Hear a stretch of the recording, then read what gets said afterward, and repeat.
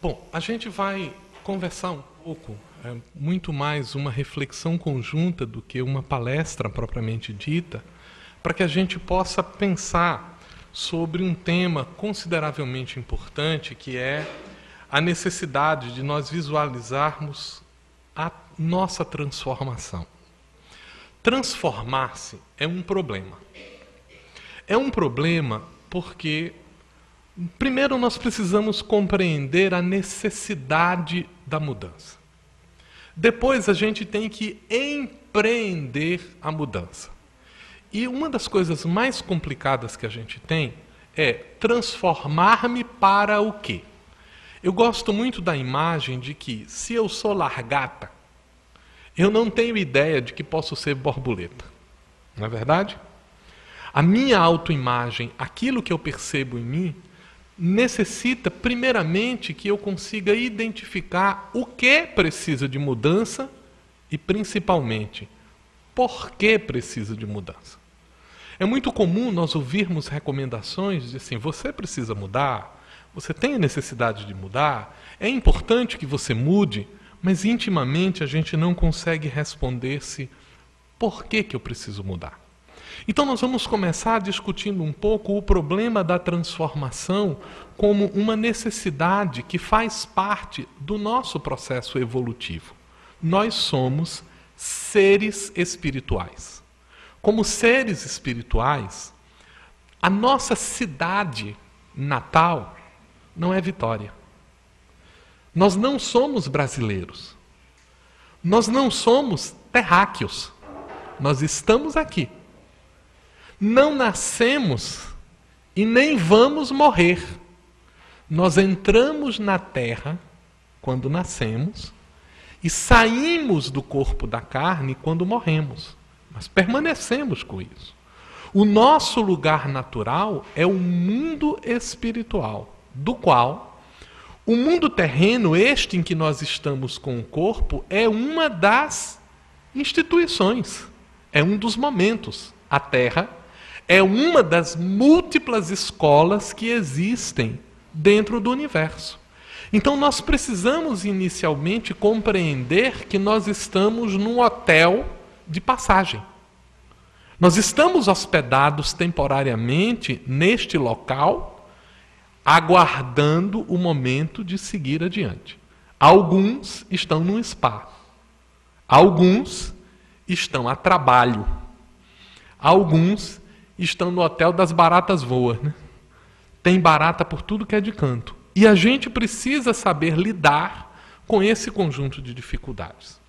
Do ponto de vista do processo da nossa formação, temos a consciência como o resultado de um longo processo de formação. Formação significa um princípio inteligente que começa o seu aprendizado nas experiências da natureza. À medida que nós vamos experimentando a natureza, alguns aprendizados vão sendo inscritos em nós mesmos. O nosso corpo é o resultado do burilamento, da formação do ambiente em que nós vivemos em nós. A nossa memória, o nosso sistema digestivo, o nosso aparelho locomotor, a nossa capacidade de ver, de respirar, todos eles são instrumentos desenvolvidos ao longo de séculos para nos darem instrumentação de interação com a realidade.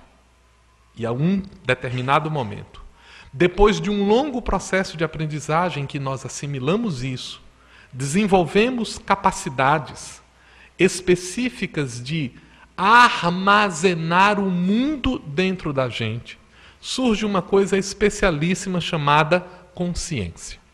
A consciência com dois sentidos. O primeiro, a capacidade de se reconhecer. A consciência, nesse sentido, é aquela parcela da gente que, quando a gente fecha os olhos e pensa, a gente diz assim, este sou eu. Essa é a consciência. Aquilo que sabe que está aqui dentro. Por outro lado, a consciência também é a capacidade de fazer a referência a si e ao mundo, de saber que este sou eu e que o outro não sou eu. Essa é uma distinção fundamental que me permite, então, criar imagens de memória. Imagens não apenas visuais, mas imagens auditivas, imagens afetivas, experiências, e dar para cada um desses elementos um significado. É a partir desse conjunto de coisas que nós agimos.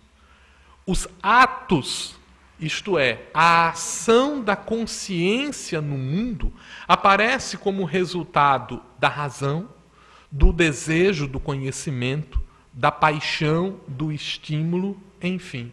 O ato é resultado da decisão. E nós temos dois tipos de atos. Nós temos um ato de natureza subjetiva. Um ato, do ponto de vista subjetivo, é uma ação em mim. Uma ação de formação. Uma ação que me faz tomar atitudes diante da vida. E eu tenho algumas que são ações externas. Sou eu interferindo no mundo. Sou eu mudando o curso das coisas quando ajo dentro desse cenário. André Luiz, no livro Mecanismos da Mediunidade, ele diz assim, como alicerce vivo de todas as realizações no plano físico e extrafísico, encontramos o pensamento por agente essencial. Porque é no pensamento que nós construímos a nossa subjetividade e é a partir do pensamento que nós agimos no mundo.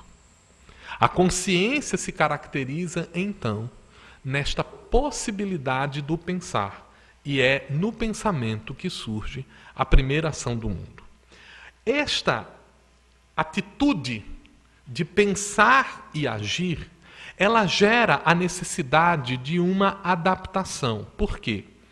A forma que nós recebemos, isto é, a configuração do nosso corpo, a configuração do nosso ser, a nossa forma de pensar, a nossa forma de falar, a nossa forma de perceber, a nossa forma de sentir e a nossa forma de agir, elas são determinadas a partir do fulcro essencial do pensamento. Então, quando nós estamos agindo, nós estamos colocando para fora aquilo que nós estamos aprendendo a ser. Agora, algumas das nossas ações são adequadas. Algumas das nossas ações são inadequadas. E quem é que determina o que é adequado e o que é inadequado? A realidade. Imagine vocês se eu acreditasse que posso voar, subisse em cima de um prédio e saltava. O que aconteceria? Eu iria criar um problema para o meu corpo. Poderia, inclusive, falecer por conta disso. E falecer significa que acabou-se o aprendizado? Não. Significa que eu fiz um registro em mim, olha, isso aqui não é possível, e vou aprender. Em um determinado momento, eu crio um registro de aprendizado sobre isso e sigo adiante. A vida, ela vai então conformando o indivíduo. Ela vai ensinando o indivíduo o que é adequado e o que não é adequado. E quais são os mecanismos pelos quais a vida nos ensina? São 3. O primeiro mecanismo de formação do indivíduo é a fé. Fé não é no sentido daquela crença no impossível. Fé no sentido de confiança, fidelidade. Quando a gente vai lá no cartório e o escrivão pega um documento, compara, tira uma cópia e diz assim, isto é verdadeiro e dou... Ué, ele está falando de que fé? Ele está dizendo que ele acredita naquilo? Não, ele está dizendo que ele confia, e ele confia porque ele teve a experiência daquilo. Fé significa confie na sua experiência. Fé confia, isto é verdadeiro porque eu experimentei. Isso é fé. Ao longo da história religiosa, a fé foi sendo transformada em acreditar no que não é possível. Então a fé transformou-se no oposto do que ela significa. A fé, ela tem como mãe a experiência. E é na experiência que nós identificamos o sentimento das coisas e a especulação, isto é, nós refletimos em nossa memória, refletimos em nosso aprendizado como um espelho aquilo que nós experimentamos. Então a gente assimila o processo de aprendizado e, em geral, a gente assimila de uma maneira adequada. Vejam, o agricultor que nunca fez um curso de agronomia, ele sabe quando planta, ele sabe quando colhe, não sabe? Por que ele sabe? Por experiência. A fé, a experiência, é um primeiro instrumento de formação do indivíduo. O segundo instrumento é a razão. A razão, como nós gostamos de dizer, é a segunda professora da vida. Na razão, nós agora pegamos o que faz parte da nossa experiência e explicamos. Nós passamos agora a pegar aquilo que nós sabemos, e sabemos por experiência, e a gente desenvolve um modelo explicativo, um modelo explanatório, que me permite mostrar que, dentro de um determinado modelo, o mundo funciona de acordo com aquele modelo. E aí eu consigo antecipar explicações sobre o mundo. Eu consigo justificar a minha crença. Eu consigo justificar a minha experiência com uma boa explicação sobre as coisas. E, naturalmente, da razão surge uma interpretação do sentimento. A interpretação do sentimento é chamada de emoção. Quando nós estamos falando da razão, não estamos falando apenas de uma atividade cognitiva e intelectiva, mas também estamos falando de uma atividade emocional, que é o significado de um sentimento. Aquilo que nós damos valor a ele, aquilo que nós aprendemos. Vejam que se nós formos desenvolver o nosso processo de aprendizado na vida, com base na experiência e na razão, estaríamos muito bem. Porque é assim que a gente aprende com a vida. Mas alguns de nós têm experiências de significados errados e desenvolve raciocínios de explicação errados. E o que acontece quando a gente está em erro em relação à realidade? Quem é que ganha? A gente ou a realidade? A realidade ganha. E como é que a realidade ganha da gente? Através de uma terceira professora. Eu digo, uma professora que tem menos paciência, não tem todo o tempo do mundo, então ela não chega com aquela paciência da razão para lhe dar explicações, para chamar a sua atenção. Não, vamos fazer de novo, vamos repetir isso. Não. A professora do sofrimento, ela diz assim, faça. Ah, mas eu não quero. Não quer, mas vai fazer. Ah, mas eu queria permanecer aqui, mas não vai. No sofrimento, desenvolve-se, primeiro, a aflição. O que é a aflição? É o sofrimento, aquela interferência externa que nos afeta de fora. Ah, eu estou sentindo que tem alguma coisa errada na sociedade. Tem gente passando fome, tem gente passando por violência. Não sou eu, mas eu sei que tem alguma coisa errada por ali. Aflição. Não resolveu na aflição? Não. Aquilo que era um problema externo, que só me incomodava, vira um problema interno. Aquilo se transforma em angústia. Agora, eu sinto um incômodo na alma que está me dizendo, faça alguma coisa. Tem alguma coisa aí em você que não está bem. Tem alguma coisa em você que precisa de mudança. E se a gente não toma providências com isso, aí vira dor. Aí o corpo começa a dizer, meu amigo, está na hora de você mexer. E tem algumas almas que já estão tão comprometidas com esse processo que quando eles reencarnam, já reencarnam no processo de sofrimento, na dor, imediatamente. É a vida dizendo, amigo, você vai começar uma experiência de mudança imediatamente. Esses processos, eles são processos de ajustamento do indivíduo à realidade, às leis naturais. E é quando esses processos acontecem, quando o nosso processo de vida, a nossa atitude, o nosso conhecimento, as nossas emoções não estão adequadas à realidade da vida, Nós somos convidados a um processo de transformação. Mas esse processo de transformação, ele deve ter um objetivo. Nós vamos nos transformar para o quê? E é aí que a gente deve pensar um pouquinho mais. Olha o que Jesus diz. O reino dos céus está a vosso alcance. Onde está esse reino dos céus? João Batista dizia assim: ouvi, o reino dos céus está próximo. A gente desenvolve uma noção de tempo, né? Parece que o reino dos céus está chegando, né? Vamos refletir por alguns instantes. O que é um reino? Um reino é um domínio. Não é? Um domínio. Uma área que está designada. E onde é o reino dos céus? Ora, o nome parece ser autoexplicativo, né?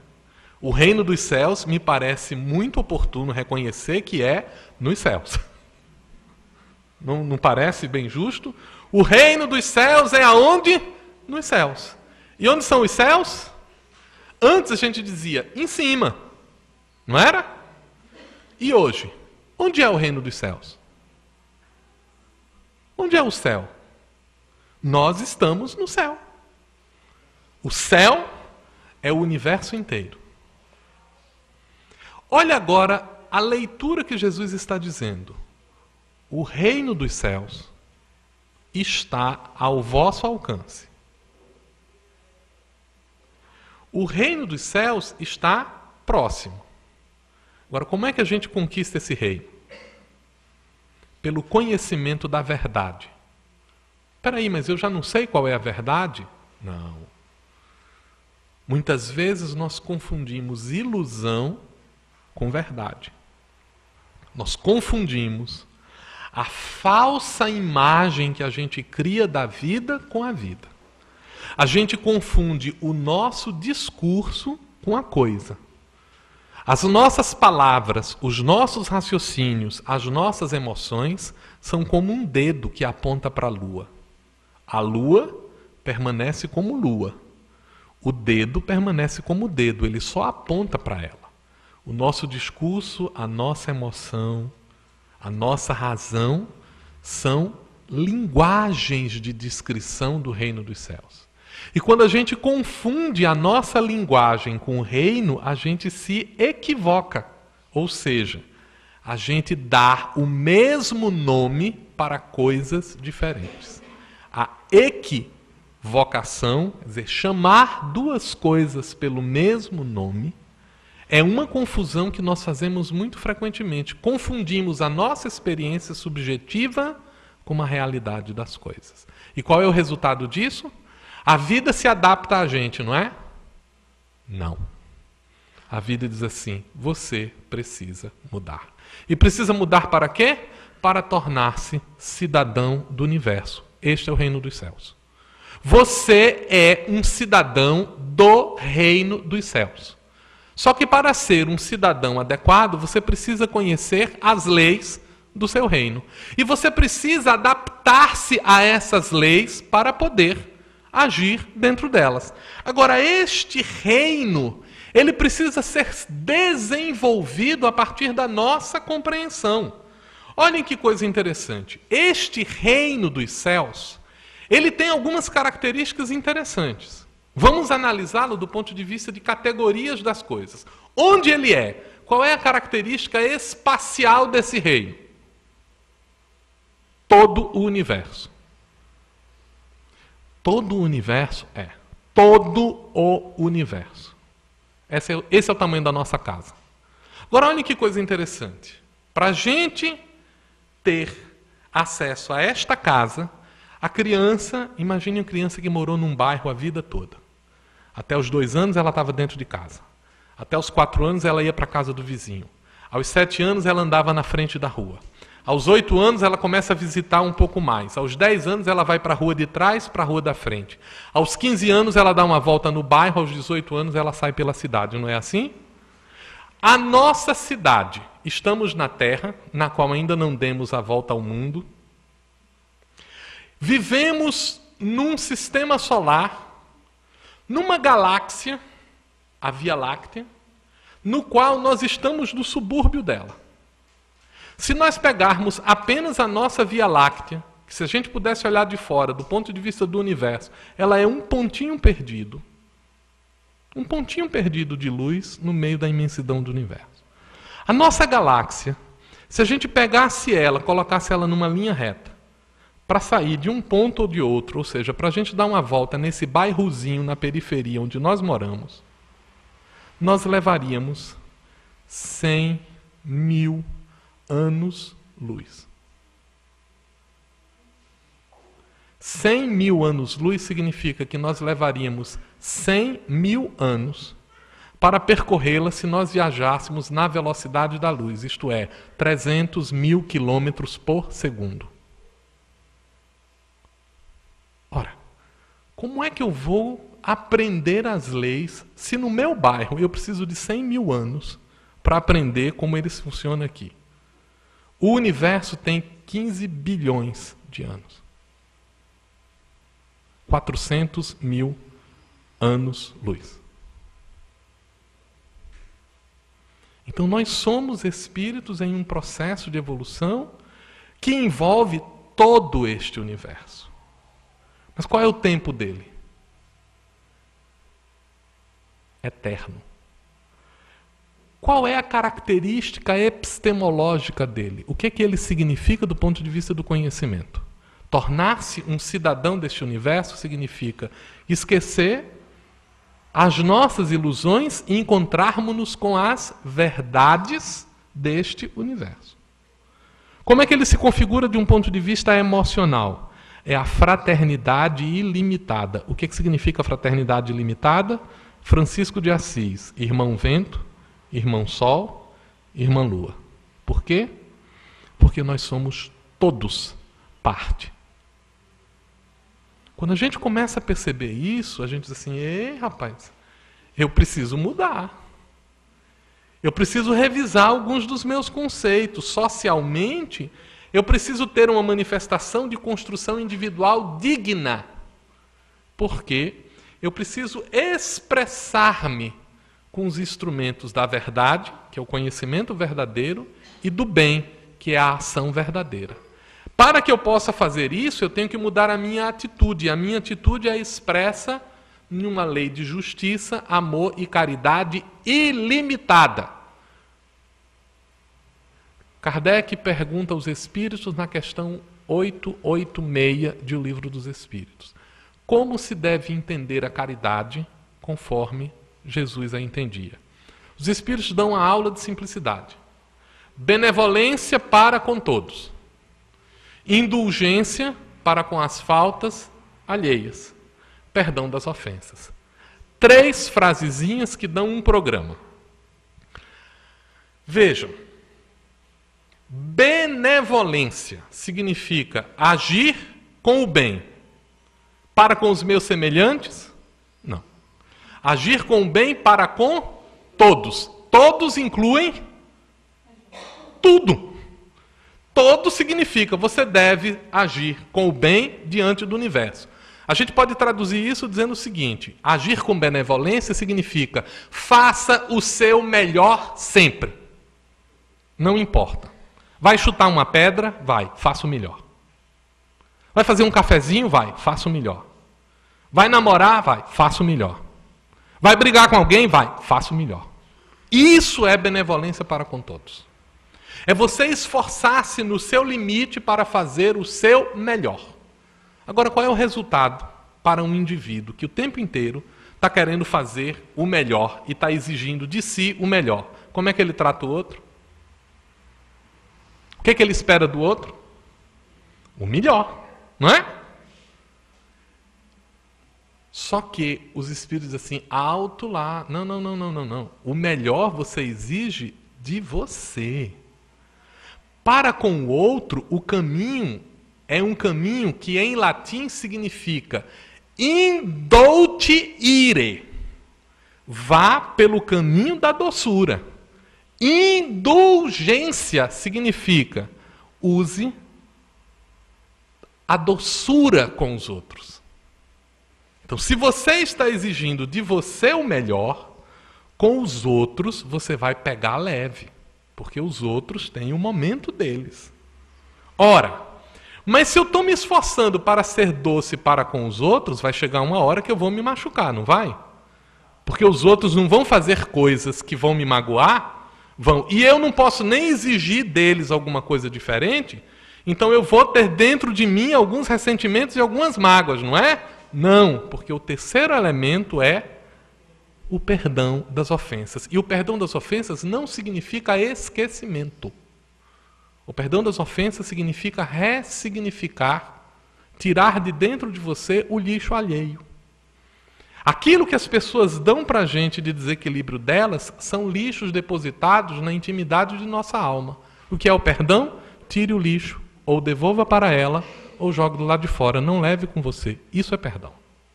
Se nós olhamos este caminho de transformação, nós vamos então compreender uma coisa impressionante. Sabe quem foi que deu o melhor roteiro de transformação para que nós nos transformemos em cidadãos do universo? Jesus. E Jesus fez isso em uma fala. Espírito superior é outra coisa. Faz uma palestra e resume tudo. Agora, sabe o que é mais interessante? É que a palestra que ele fez no Sermão da Montanha não é um resumo de fala.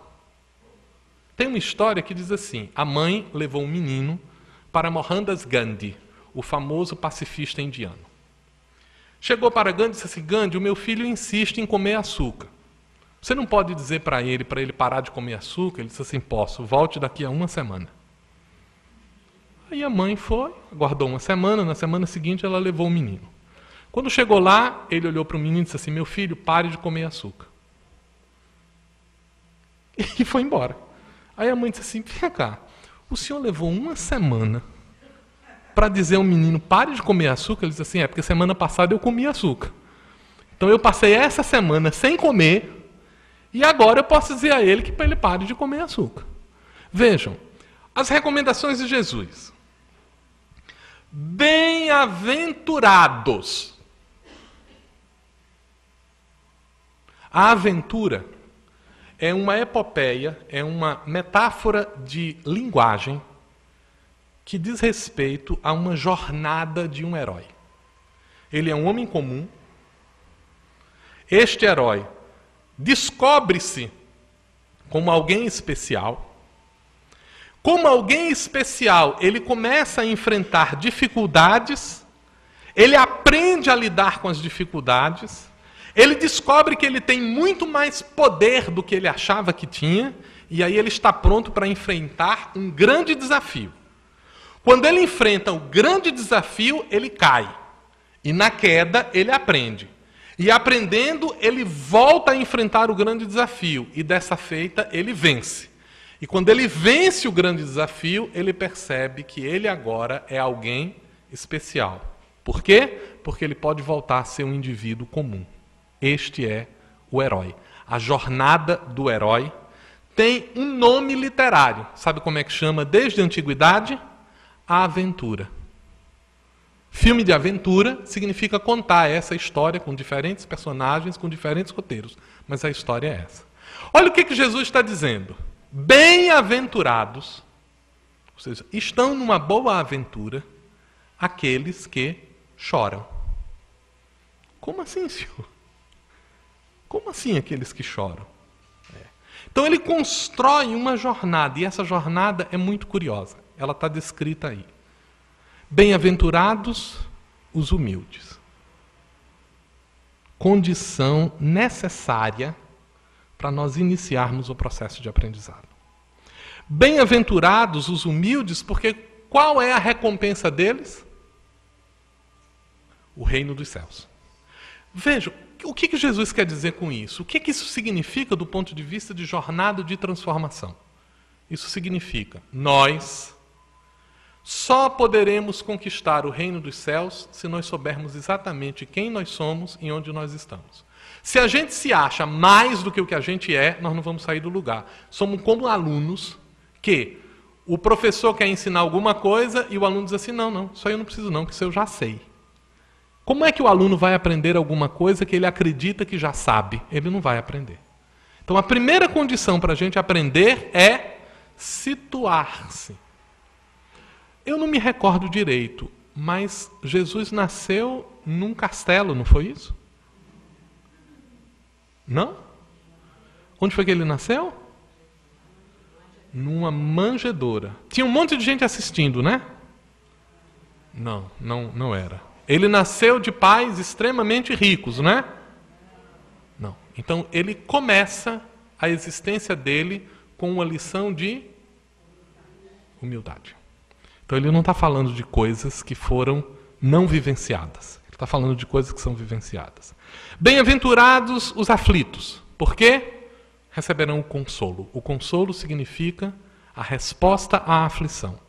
Se eu não me engano, Jesus, assim que nasceu, teve que ir para o Egito, porque estava havendo uma confusão lá na Judéia, né? Herodes tinha mandado matar todos os meninos naquela idade. Então, quando ele está falando de aflição, ele não está falando em teoria. Ele sabe do que ele está falando. Bem-aventurados os mansos, porque eles herdarão a terra.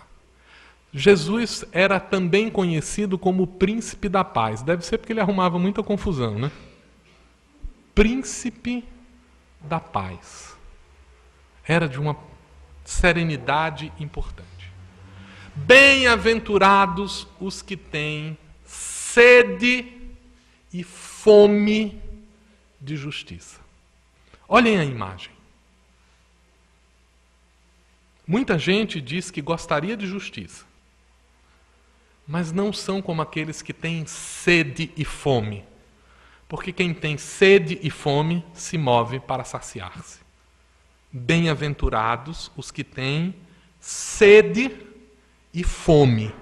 A justiça para eles não é luxo, é necessidade. Porque esses serão saciados. Aí ele coloca um marco divisor. Bem-aventurados os misericordiosos, ou seja, aqueles que são capazes de sentir para além de si, são capazes de sentir pelo outro. E essa bem-aventurança ela é muito curiosa, porque qual é a recompensa dos misericordiosos? A misericórdia. Olha que coisa interessante. Você ser misericordioso, você ser capaz de sentir as coisas dos outros, é em si mesmo uma recompensa. Por quê? Porque quando é que eu me equivoco? Eu me engano todas as vezes que eu acredito exclusivamente na minha experiência, na minha razão, na minha fé, na minha emoção. Como é que eu corrijo isso? Eu procuro ver com o outro. Eu consigo ver através do outro. O outro é o meu caminho para o reino dos céus. Não apenas um, os outros. Amai o vosso próximo como a ti mesmo. Nisso estão resumidos as leis e os profetas. Olha que caminho curioso. A partir daí, ele começa a dar mecanismos de transformação não apenas interiores, mas de ação. Bem-aventurados os que têm puro o coração. Pureza de coração, coração em hebraico significa a capacidade de sentir. É pelo coração que o homem sente o mundo. Esse é o conceito hebraico de coração. O coração é um instrumento da percepção, do sentido. E o que significa ter pureza de sentido? Ser capaz de não se equivocar com as ilusões. Bem-aventurados os que têm puro coração, qual é a recompensa deles? Verão a Deus. Entrarão em contato com o absoluto, com a verdade inteira. É atitude. Bem-aventurados os pacificadores. Não é mais os que buscam a justiça, é os que agem para a edificação da paz. Esses serão chamados filhos de Deus. Bem-aventurados os perseguidos pela justiça. Tem aqueles que sentem fome e sede de justiça. E tem aqueles que se deixam perseguir em defesa da justiça. Olha que quadro. Desses, É o reino dos céus. Bem-aventurados quando vos perseguirem e injuriarem em meu nome. Isto é, pela defesa que fazeis disso que estou fazendo. Porque grande é a vossa recompensa no reino dos céus. Ei, Jesus está falando do que vem depois? Não, gente. Ele está falando deste reino. Deste processo de aprendizado. Desse processo de alteração da nossa forma de interagir com o universo. Para isso, precisamos ter coragem. E ninguém tem coragem se não conhece o medo. Medo significa hesitação. A vontade de fugir. E a vontade de fugir, ela só acontece quando nós compreendemos o tamanho do desafio. A coragem de Aquiles, na narrativa grega da aventura de Odisseu, a chamada Odisseia, não era porque ele partia para todas as brigas, é porque ele era capaz de domar o medo.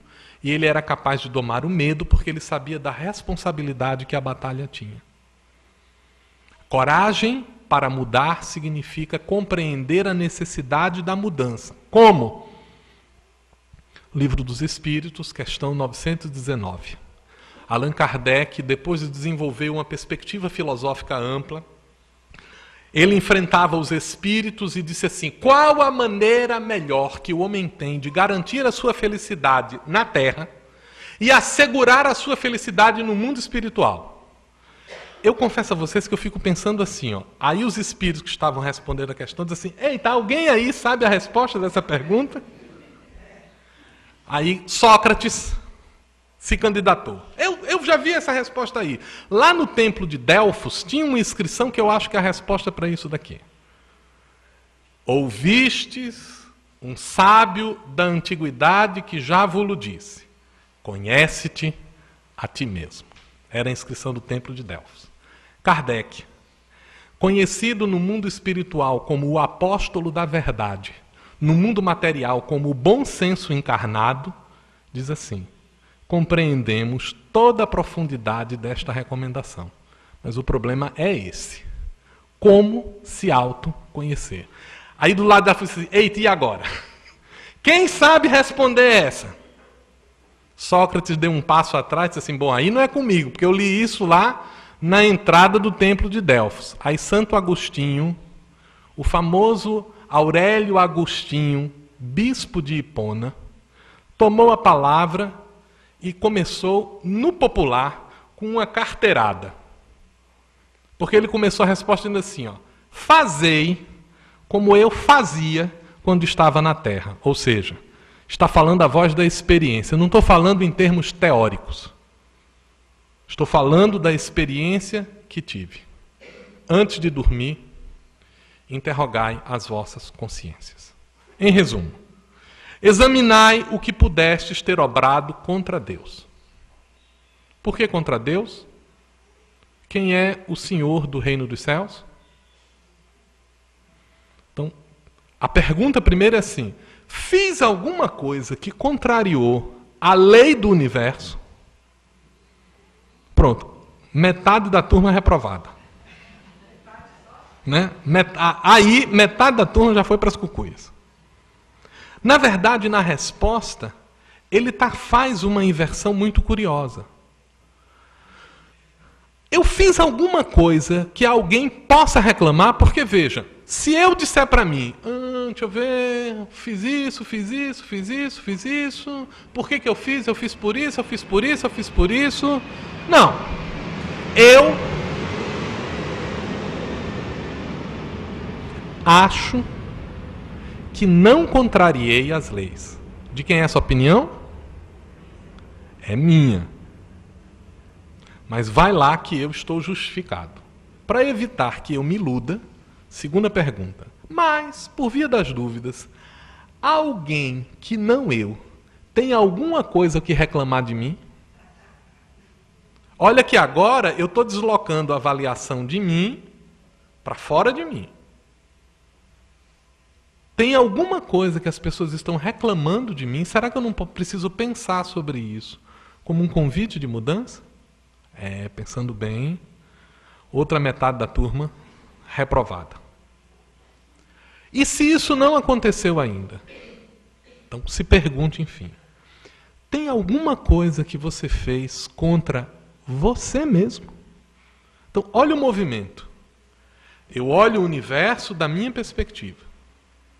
Eu olho a minha perspectiva através da misericórdia, isto é, o ponto de vista do outro.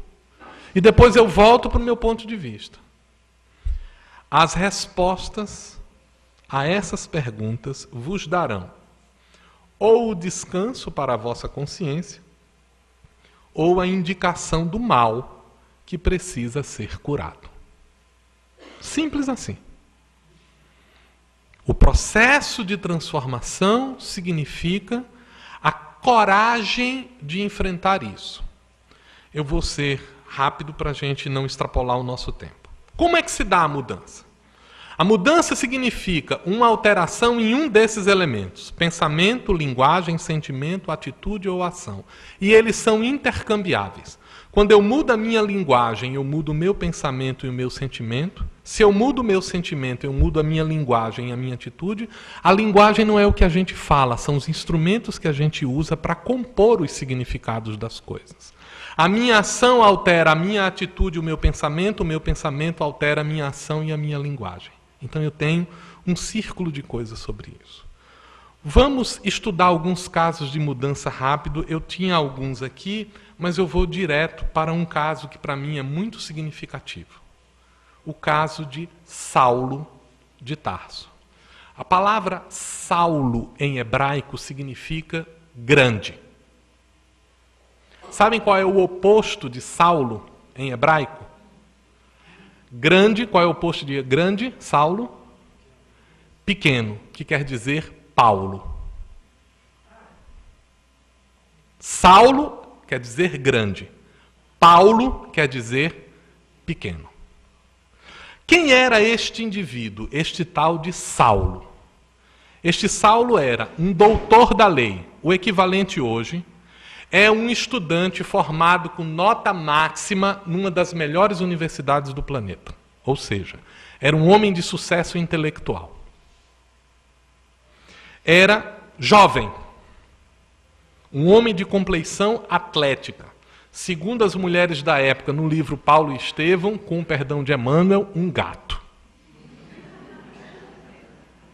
Atlético, aquela figura máscula, inteligente. Mulheres, pensem nisso. Um cabra, inteligente, bonito, rico. Isso é uma impossibilidade teórica, minha gente. Saulo era rico, bonito e amoroso. Resumindo, um pedaço de mau caminho. Era um homem de sucesso em todas as dimensões humanas. Um sucesso intelectual, um sucesso físico, um sucesso político, um sucesso de fé, de experiência. Os convites de Saulo: aprender pela fé, era hebraico. Aprender pela emoção, tinha uma mãe amorosa, uma noiva extraordinária. Aprender pela ação, nos convites que foi chamado a assumir junto à sinagoga. Aprender pela razão, era um conhecedor da lei como poucos. Quem quer saber quem era Saulo de Tarso, faça um estudo da carta aos Hebreus, onde ele pega 10.000 anos de tradição hebraica e faz um resumo em uma carta. Esse era o indivíduo.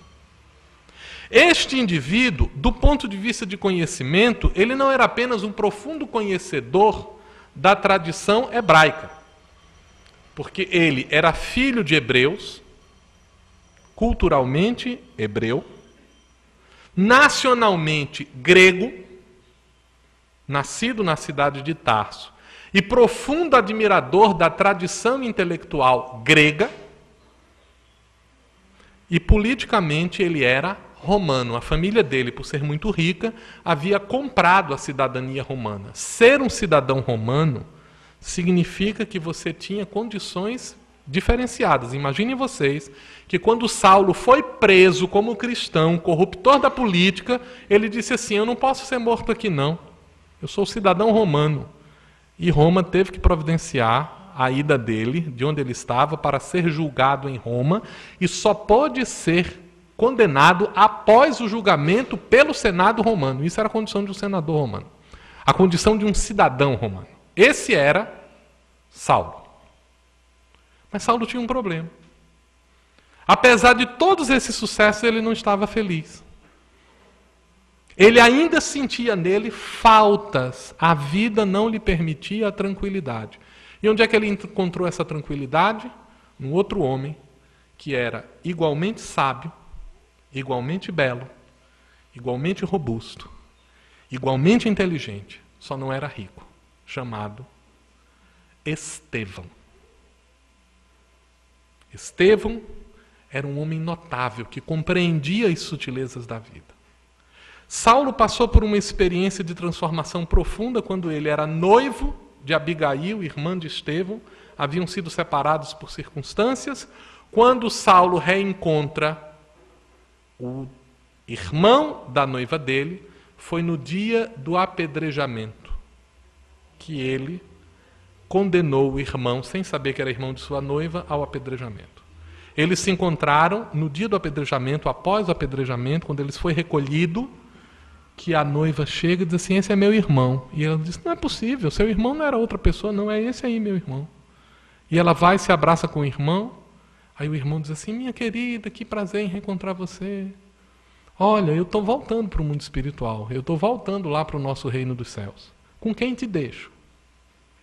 Ela afastou-se assim, com Saulo, meu noivo. Saulo olhou e disse: agora eu vou receber aquela saraivada de reclamações. Estevão olhou para ele e disse assim: te deixo em boas mãos. Ele é um homem que soube atender os ditames da própria consciência, soube defender Moisés até o fim.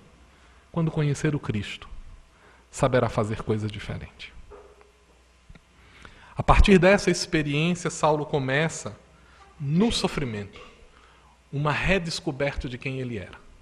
Começou a ouvir as suas ansiedades, teve o famoso encontro com a figura do Cristo, e muitos de nós reclamamos com isso. Ah, mas assim é fácil, né? Jesus chegando lá e chamando o camarada para a transformação, até eu não. Quantos dias Jesus não bate à nossa porta?